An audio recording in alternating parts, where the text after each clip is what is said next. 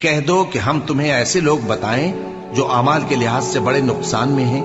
ये वो लोग हैं जिनकी दौड़ धूप दुनिया की जिंदगी में बर्बाद हो गई और वो ये समझे हुए हैं कि वो अच्छे काम कर रहे हैं। ये वो लोग हैं जिन्होंने अपने परवरदिगार की आयतों को न माना और उसके सामने जाने से इनकार किया, तो उनके अमाल जाया हो गए। सो हम क़यामत के दिन उनके लिए कुछ भी वजन कायम नहीं करेंगे।